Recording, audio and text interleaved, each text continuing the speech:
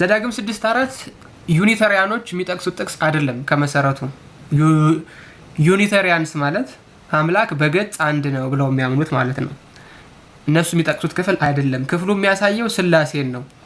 ማስረጃ እነዚህን ሁለት ቃላት አድርጋችሁ ትይዛላችሁ። ዘዳግም 6:4 የአማርኛው መጽሐፍ ቅዱስ ይሄው እዚህ ጋር ያከበብኩበት ማለት ነው። እስራኤል ሆይ ስማ አምላካችን አንድ እግዚአብሔር ነው ይላል። አንድ እግዚአብሔር ነው። እሺ አሁን ልብ በሉ። ሺመ እስራኤል ሆይ ስማ ማለት ነው። ቀጥታ ያህዌ ኤሎሂኑ ያህዌ ኢኸድ አንድ ነው ብሎ ሲናገር ስላሴን ታዲያ እንዴት ነው የሚያሳይ? ማስረጃ ቁጥር 1 ኤሎሂኑ የሚለው ለነጠላ አምላክ የሚውል አይደለም። ኤሎሂኑ ማለት ነጠላ አምላክ ማለት አይደለም። ፕሉራል ፎርም ነው ይሄ። ሌክሲከኑን እዛው ላይ ገልጣችሁ ተመልከቱት። የቃሉ ኦሪጂን ፕሉራል ኦፍ ኤሎሃ የኤሎሃ ፕሉራል ነው ብሎ ያስቀምጣል። ያ ደግሞ አምላክ ማለት ነው። ቀጥታ አምላክ ማለት ነው። ስለዚህ ቀጥታ ትርጉሙ ይወሰድ ቢባል ኤሎሂኑ ማለት ቀጥታ ቢወሰድ አማልክት ማለት ነው ቀጥታ። ነገር ግን በአካል ብዛት ባህሪንም እንዳይከፋፍሉት ምን ይላል? ያህዌ ካለ በኋላ ኢኸድ ይላል። አንድ ብሎ ይናገራል። አንድ ሲልስ ነጠላ አንድ ማለት ነው? አረ አይደለም። ታዲያ ምን ማለት ነው? ውሁድ አንድ ማለት ነው። ማስረጃ ኢኸድ የሚለው ቀጥታ ይሄው ዋን ሲንግል ፈርስት ሃሎን ዩኒቲ ማለት ነው። ሌክሲካል ሰመሪ ኑሜራል ፎርም ነው። ይሄው ዋን ማለት ነው። ፕሮፐር ኔሙ ዩናይትድ ማለት ነው። ዩናይትድ ዋን ወይም የተዋሃዱ አንድ ማለት ነው። አሁን ለምሳሌ ይሄ ህዝብ አንድ ህዝብ ሆኗል ብሎ ሲናገር ከኢሽ ኢኸድ ብሎ ይናገራል። ያ ማለት ህዝብ የሚባል አንድ ሰውዬ አለ ማለት ሳይሆን ህዝቡ አንድ ነው ማለት ነው። ስለዚህ አሁን እዚህ ክፍል ላይ ኢኸድ የሚለው ነጠላ አንድነት ሳይሆን ምንድነው ማለት ነው? ውሁድ አንድነት ነው ማለት ነው። ኮምፓውንድ ዩኒቲ ነው ማለት ነው። ለዚህ አሁን ብላችሁ ተከታተሉ። ሺማ እስራኤል ያህዌ አምላካችን ያህዌ ኢኸድ አንድ ነው ብሎ ሲናገር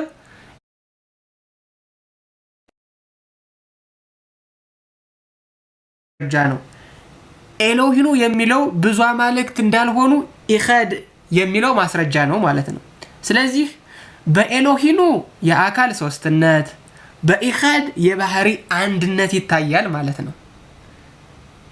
በኤሎሂኑ የአምላክ ሶስትነት በኢኸድ የባህሪ አንድነት ይታያል ማለት ነው። ስለዚህ ይሄ ክፍል የትሪኒቴሪያን የስላሴ አማኞች ትልቅ ማስረጃ ነው እንጂ ዩኒታሪያን የሚጠቅሱት አይደለም ማለት ነው። ለምሳሌ ቁርአን ላይ ጋራዎች ሁሉ አንዲት መፍረስን ትፈርሳለች ይላል። የሰው ሁሉ ነፍስ ልክ እንደ አንዲት ነፍስ ናት ይላል ቁርአን ራሱ። ታዲያ ያ ማለት አንድ ነፍስ ብቻ ነው ያለው የሰው ልጅ ማለት ነው እንዴ? እንደዛ ነው የምትረዱት? አረ አይደለም፣ እንደዛ አይደለም የምንረዳው። ታዲያ ምን ማለት ነው? የሰው ሁሉ ነፍስ አንድ ባህሪ ነው ያላት ማለት ነው። ዛት ሴት አብ ወልድ መንፈስ ቅዱስ አንድ ባህሪ ነው ያላቸው ማለት ነው። ይሄ አንድ ባህሪ ናቸው ማለት ነው። ስለዚህ ቀጥታ ይሄ የሚያሳየው እንደው ዝም ብሎ የተንቦጨራረቀ ትርጉም እየተረጎሙ ያን በየፍናው እንደሚተረጉመው ሳይሆን ቀጥታ ስላሴን የሚያሳይ ክፍል ነው ማለት ነው። ቀጥታ ስላሴን የሚያሳይ ክፍል ነው። ስለዚህ ዘዳግም 6:4ን ጠቅሶ ጌታችን እዚህ የማርቆስ ወንጌል ላይ ሲናገር የስላሴን ምስጢር የሚያብራራበት ነው እንጂ ከስላሴ ውጪ ያለ አምላክ የተቀመጠበት ክፍል አይደለም ማለት ነው። ግልጽ ነው? ግልጽ ነው። እግዚአብሔር ይስጥልኝ። ስላሴን እንዴት እንደሚያብራራ ግን ማሰብ መቻል አለብሽ። ኤሎሂኑ የሚለው ብዝሃነት ነው፣ የአካል ሶስትነትን። ኢኸድ የሚለው አንድነት ነው፣ የባህሪ አንድነትን የሚያሳይ ነው። ይሄ ደግሞ በአረብኛ ዋሂድ የሚለውና አሐድ የሚለው ማለት ነው። ነጠላ ማለት ቢፈልግ ኖሮ ኢኻድ ሳይሆን ያኺድ የሚለውን ቃል ነበር የሚጠቀመው። ያ ደግሞ ጭራሽ ለእግዚአብሔር ጥቅም ላይ ውሎም አያውቅም። ነጠላ ማንነት ስለሌለው ማለት ነው። እግዚአብሔር ነጠላ አካል የለውም ማለት አንድ ነው ሲባል በባህሪ ነው። አሁን ለሙስሊሞቹ ጥያቄ ይዘሽልኝ ሂጂ ከነሱ ጋር እኔ ኮልገባም ታላቁ አልገባም። ማርያምን አንድ ቀን ነው 2 ቀን ነው አንድ ቀን ማን ቤት ነው የገባሁት? 2 ቀን ነው ሲጀመር የገባሁት። እሱንም ሲሳደቡ ሰምቼ ነው እንጂ አልገባም ሲጀመር። እና የበለጠ ሲቀጥል እኔ ራሱ እንድጠይቅል ነው ዳንስ ሰው ለሌለበት መሳደብ እንደሌለባቸው ነው እንዴ? ሲቀጥል እነሱ ጥያቄ ጠይቅልኝ ጥሩ በቃ ሁለት አፈጣጠር አለ ብለው ነው የሚያምኑትና እንዴት ነው እስካሁን አላህ እየፈጠረ ነው ወይ የሚለውን ጥያቄ ጠይቅልኝ ሲገቡ። ጥሩ ይሄንንም በተመለከተ ጥያቄ መሄድ አለብሽ። አቢ ቀጥይ። መናገር ፈልጋለች ብራንዲ። እሺ አው ታላቁዬ ምናልባት ይሄ የያህዌ ጸባኦት የሚለው ጸባኦት ማለት ራሱ ሰራዊት ወይም ጭፍራ ማለት እንደሆነ መጋቢ ሐዲስ ሮዳስ ታደሰ ኮርስ እየሰጠውበታል። እና ጸባኦት ሲባል እግዚአብሔር ጭፍራ ወይም ሰራዊት ማለት እንደሆነ ዕብራይስጡ ማለት ነው። እና በተረፈ ደግሞ እግዚአብሔር ድምፁ ራሱ እንደ ብዙ ጭፍራዎች ድምፅ ነው ተብሏል። ለምሳሌ ሕዝቅኤል ምዕራፍ 43:2 ላይ እንደዚሁ ደግሞ ዮሐንስ ራእይ ምዕራፍ 1:15 ላይ የሰው ልጅ የሚመስለው ድምፁ እንደ ብዙ ውሃዎች ድምፅ እንደሆነ ሕዝቅኤልም እንደ ብዙ ውሃ ድምፅ ይተም እንደነበረ የሰማው እግዚአብሔር ድምፅ ሲናገር እናያለን። የኦሪት ዘፍጥረት ላይ ታላቁ አይተውት ሆነ በረሽት ባራ ኤሎሂም ኤታ ሻማይም ኤታ ኤሬትስ የሚለው ማለት ነው። በረሽት ባራ ኤሎሂም ብሎ ኤታ ሻማይም የሚለው ማለት ነው። ሻማይም ማለት ሻማይ በአንድ ነጠላ ሰማይ ሲሆን ነው። ሻማይም ከተባለ ደግሞ ብዜት ወይንም ስንት ሰማያት አሉ? 7 ሰማያት አሉ ማለት ነው። ስለዚህ ሻማይ ሳይሆን ቀጥታ ሂብሩ የተጠቀመው ሻማይም የሚለውን ቃል ነው። ኤሎሂም ሻማይም ለብዜት ነው። ሂም የሚለውና ሻማይም የሚለው ቀጥታ ለብዜት ነው። ስለዚህ ኤሎሂም የሚለውን እግዚአብሔርን በብዜት የእግዚአብሔርን ከአንድ በላይ አካል መኖሩን እየገለጸ ነው። ልክ ሰማያትን ሻማይም ብሎ እንደጠቀሰው ማለት ነው። በረሽት ባራ ኤሎሂም ብሎ ሻማይም ብሎ ነው ራሱ እንትን ያለው። መሬት ሲል ግን ኤሬትስ ወይንም መሬት ብሎ ነው የጠቀሰው፣ አርድን ማለት ነው ወይም መሬትን። ስለዚህ ዕብራይስጡ በጣም በሚያስገርምና በሚያስደንቅ መልኩ ነው የእግዚአብሔርን ብዜት በደንብ አድርጎ የገለጸው ማለት ነው። ስለዚህ አምላካችን ተመልከተው እንግዲህ ሻማይም ነው የሚለው ማለት ነው። ሄቨንስ የሚለውን ሄቨንስ ማለት ያው ሰማያት ማለት ነው። ሄቨን ቢሆን አንድ ሰማይ ነው ሊያመለክት የሚችለው። ሄቨንስ ካለ ደግሞ ሰማያትን ማለት ነው። ስለዚህ ዕብራይስጡ በረሽት ባራ ኤሎሂም ኢታ ሻማይም ሲል ሰማያትን ፈጠረ ነው። አንድ ቢሆን ሄቨን ወይንም ሻማይ የሚለውን ወርድ ይጠቀም ነበረ ማለት ነው። ስለዚህ ሻማይም ማለት ብዜት ነው። ኢብን ኤሎሄ ብሎ አይደለም የጀመረው፣ ወይንም ኤሎሄ ኤሎሃ ወይንም ኢላህ ብሎ አይደለም የጀመረው። ነገር ግን ምን ብሎ ጀመረ? በረሽት ባራ ኤሎሂም። ኤሎሂም የሚለው ወደ አማርኛ አምላኮች ተብሎ ነው የሚተረው ወደ አማርኛ ሲመጣ ራሱ በነገራችን ላይ። ነገር ግን ሙሴ እግዚአብሔርን ከአንድ በላይ መሆን አንድነትና ሶስትነቱን ለመግለጽ እጅግ የረቀቀ እጅግ የመጠቀ ሲስተሙን የተጠቀመበት ነው። ሙሴ የነብይነት ጥበቡን ያራገፈበት የአጻጻፍ ዘዬ ስልት የአጻጻፍ በቃ መልክ ቢኖር ኦሪት ዘፍጥረት ምዕራፍ 1:1 ነው። ስለዚህ ኤሎሂም ሻማይም የሚለውን ቃልና ኤሎሂም የሚለውን ቃል ስታዩት ሁለቱም ለብዜት ነው። ሰማይ ሲቆጠሩ 7 ሰማያት ናቸው ከጽርሐ አርያም እስከ ኤረር ድረስ ያሉት ማለት ነው። ስለዚህ እግዚአብሔርም በአካል 3 በመለኮት በስልጣን በዘዝባ ገዛት አንድ መሆኑን እንትን አለ ማለት ነው። ያን ደግሞ ሙሴ አለፍ ብሎ በኦሪት ዘዳግም ላይ ምዕራፍ 6:4 ላይ ሸማ እስራኤል አዶናይ ኤሎሄኑ ያህዌ ኤሎሄኑ ሲመልሰው ያህዌ ኢኻድ ያህዌ ወይንም አዶኒ ኢኻድ ብሎ አንድ ነው ወይንም እስማ እስራኤል ረቡ ኢላሁነ ኢላሁን ዋሂድ ብሎ አምጥቶታል ማለት ነው። ስለዚህ የእግዚአብሔርን ብዜትነት ኢኻድ በሚለውና ዋሂድ በሚለው አረበኛ ያመጣዋል፣ ኢኻድ የሚለው ሂብሩ ያመጣዋል። ስለዚህ ሙሴ ኦሪት ዘፍጥረትን በተለየና ድንቅ በሆነ አጻጻፍ ዘዬ ጽፎታል ነው። ለምሳሌ መዝሙር 118 ላይ መላእክት ሁሉ ይስገዱለት የሚለውን ኤሎሂም ብሎ ነው ሂብሩ የሚጠቀመው መላእክቱ ለሚለው ማለት ነው። ያ ትክክል ነው፣ ግልጽ ነው። ስለዚህ ኤሎሂም ማለት ለብዙ ጭፍራ የሚውል ነው። ኢብን ጸባኦት የሚለውም ያህዌ ጸባኦት ሲባል ሰራዊት ወይንም ጭፍራ ወይንም ለብዜት የሚውል ቃል ነው፣ ለነጠላ የሚውል ቃል ነው ማለት ነው። ቀጥል ታላቁ በቃ ይሄን ያህል ከተብራራ ይበቃዋል። ስላሴ ግን ቀጥታ ምዕራፍ 1 ቁጥር 1 መጽሐፍ ቅዱስ እንደገለጣችሁ የምታዩት ስላሴን ነው። ከስላሴ ደግሞ በጣም የሚገርመው በረሺት የምትለው ይቺ ቃል ማለት ነው። በረሺት የምትለው ይቺ ቃል ትተነተናለች፣ ትብራራለች። ባር ማለት ወልድ ማለት ነው።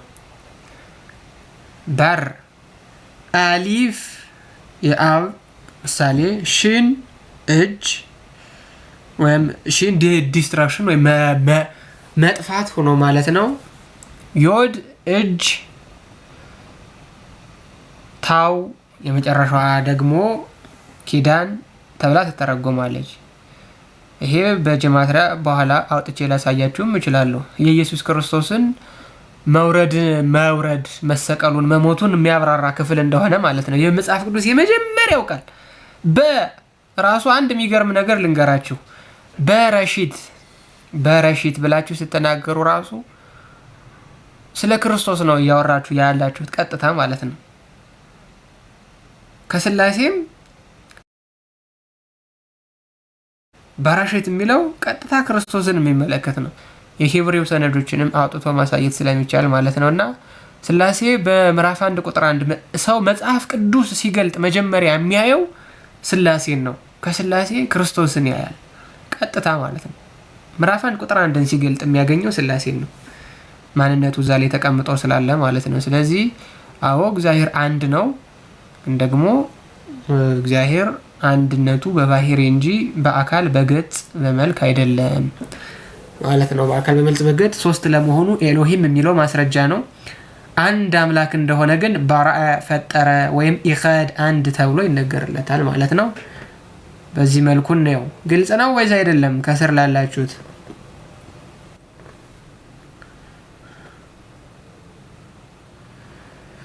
ይሄ በጣም ግልጽ ነው። እሺ በደንብ ቃላቶችን መተርጎም ያስፈልጋል። ሊቃውንትን መጠየቅ ታላቁዬ ይሄ የምንድነው መልክዓ ስላሴ ነው ምናምን የሚባለው መጽሐፍ ላይ ሰላም ለኩልያቲክሙ የሚለውን ፓርት አይተኸዋል እንዴ? እና በቤተ ክርስቲያን ተቀባይነት አለው ወይ? ያው አዎ ሰላም ሰይፈ ስላሴ ነው ምናምን ላይ አይ መልክዓ ስላሴ ነው። ማህሌት መግቢያችን እኮ ነው የታው እንጀርሶ ማህሌት እኮ ለቁልቁ ተጸንጽኖ ነው የሚገባው እኮ። ሰላም ለኩልያቲክሙ ለህሮያን በአካል አለመክሙ ስላሴ አማወፀ ለሳይል እሺ እምንየክሙ አሐዱ እግዚአብሔር ቃል ተፈጸመ ተስፋ አበው በማርያም ድንግል ወበቀራንዮ ተተክለ መድኃኒት መስቀል ነው አይደለም? ይሄ ነው ለኩልያቲክሙ ረቂቅ እኮ የሆነ ያ ይተርጎምልና ምንድነው ሰላም ለኩልያቲክሙ ህሮያን በአካል ኩልያት በነገራችን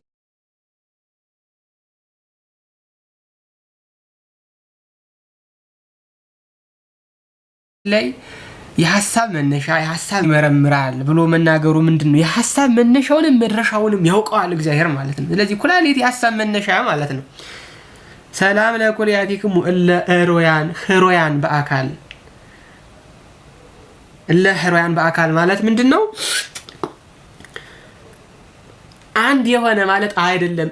እሩይ ማለት ቀጥታ ዝም ብሎ አንድ የሆነ ነጠላ የሆነ ማለት አይደለም። እሩይነት ወይም መተካከል እጅግ በጣም ቢያንስ ሁለትነትን ይፈልጋል። አሁን ለምሳሌ ፊልጵስዩስ ምዕራፍ 2 ላይ ማለት ነው ከእግዚአብሔር ጋር ሲኖር ሳለ እግዚአብሔር መቀማት እንደሚገባ ነገር አልቆጠረውም ብሎ ሲናገር አሁን ተመልከቱ። እዛ ክፍል ላይ የሚናገረው ስለምኑ ነው? ይተካከላል ብሎ መናገር ሁለት ነገር ይፈልጋል። የሚተካከሉ ሁለት ነገር ይፈልጋል። ስለዚህ እዚህ ላይም ህሮያን በአካል እሮያን ሳይሆን ህሮያን ነው የሚለው። ህሮያን በአካል ከዛ ዓለመክሙ ሥላሴ አማወፀ ለሳይል ምህረት ለማድረግ ዓለምን ባሻተተ ጊዜ ማለት ነው። እምኔክሙ አሐዱ እግዚአብሔር ቃል ከእናንተ አንዱ እግዚአብሔር ቃል ዓለምን ለማዳን ማለት ነው። እግዚአብሔር ሥላሴ ሲያሻትት ከሶስቱ አካል ቃል ማለት ነው መጣ። ተፈጸመ ተስፋ አበው በማርያም ድንግል። የአበው ተስፋ የነቢያት ትንቢት በሙሉ ይወርዳል ይወለዳል ነበረ። ያ ተስፋ በድንግል ማርያም ተፈጸመ። ከሷ ከተወለደ በኋላስ ወበቀራኒዮ ተተክለ መድኃኒት መስቀል፣ በቀራኒዮም መድኃኒት የሚሆን መስቀል ተተከለ ብሎ ይናገራል። ከዚህ በላይ ምስጢረ ሥላሴ ምስጢረ ሥጋዌ ማብራሪያ ከየት ይመጣል? ሀቡብን ሰላም ለኩልያቲክሙ ለህሩያን በአካል ዓለመክሙ ሥላሴ አማወፀ ለሳይል ዓለምን ለማዳን ሥላሴ ባሻተቱ ጊዜ ከእናንተ አንዱ እግዚአብሔር ቃል ዓለምን ለማዳን ባሻተተ ባየ ጊዜ ማለት ነው። ተፈጸመ ተስፋ አበው በማርያም ድንግል። የአበው ተስፋ የነቢያት ትንቢት ያ ሁሉ በእመቤታችን በኩል ተፈጸመ። ምን ሆኖ? ወበቀራኒዮ ተተክለ መድኃኒት መስቀል፣ በቀራኒዮም መድኃኒት የሚሆን መስቀል ተተከለ ብሎ ያስቀምጣል ማለት ነው። እና ይሄ የረቀቀ ነገረ ሥላሴና ነገረ ሥጋዌ እኮ ነው። ግልጽ ነው ይሄ ክፍል።